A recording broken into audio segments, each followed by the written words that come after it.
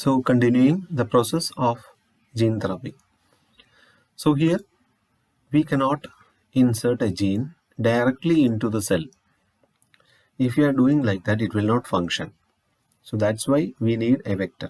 So a carrier molecule called a vector must be used to deliver the therapeutic gene to the patient's target cells. So currently, most commonly used vector is virus. So you will think a virus is using as a vector. So virus can damage the normal cells, right? So the original virus we will not be using. We will be genetically altering the virus and will inactivate the actual harmful effects of the virus. Okay, so that type of virus we will be using as a vector. So these vectors can be filled with the therapeutic gene and can be transferred into the body. How can we transfer the vectors into the body? We can either inject or we can give an IV directly into specific tissue. Inject means we can take a cell out of the body, the abnormal cell out of the body. In a culture medium, we can inject this vector into this cell. So two methods we have already seen, in vivo and ex vivo. We will study in detail later.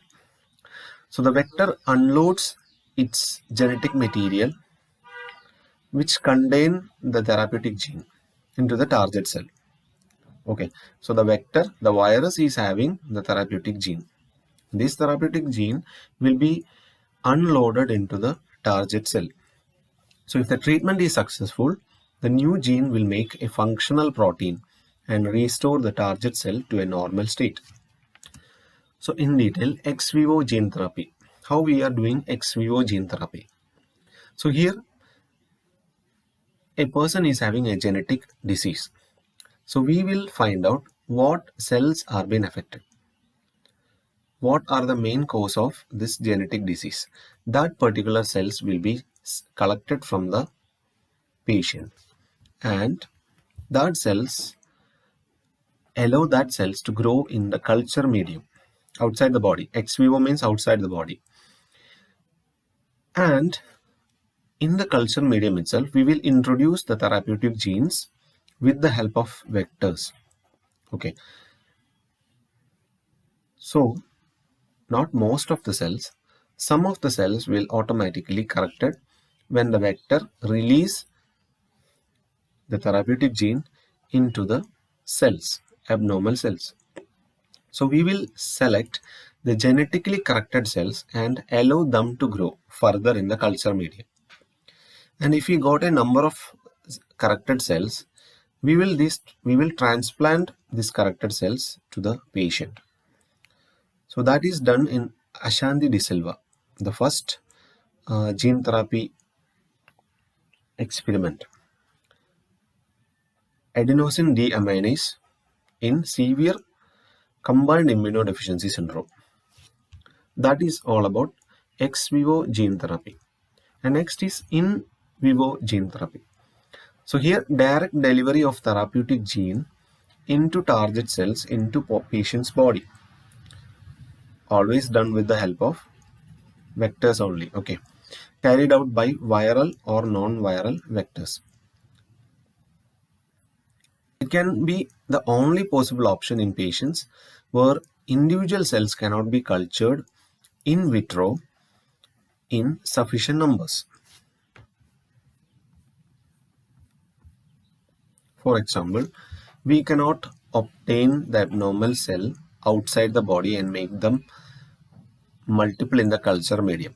For example, brain cells, alveoli cells, we cannot take it out and let them multiply in the culture medium.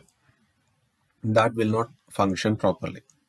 In that cases, we are using in vivo gene therapy. So in vivo gene therapy, gene transfer is necessary when cultured cells cannot be re-implanted into patients effectively. So examples of in vivo gene therapy we are using for cystic fibrosis. So in patients with cystic fibrosis, a protein called cystic fibrosis transmembrane regulator, CFTR, is absent due to the genetic defect.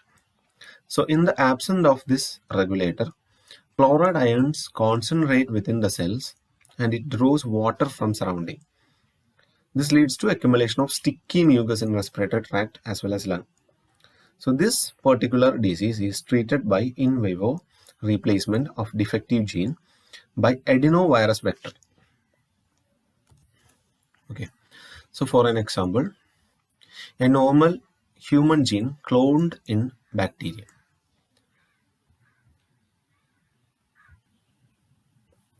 So here a normal gene is being entered into a vector, a harmless virus, and that virus is being inserted through a small tube which is connected into the alveoli, not alveoli, directly into the lungs. So when this virus enter into the lung nucleus, this virus will upload the therapeutic gene inside the cells, abnormal cell. And the therapeutic gene will alter that abnormal cell and it will try to make it normal. When this is normal, when it become normal, that normal cell will multiply again. So that is an example of in vivo gene therapy.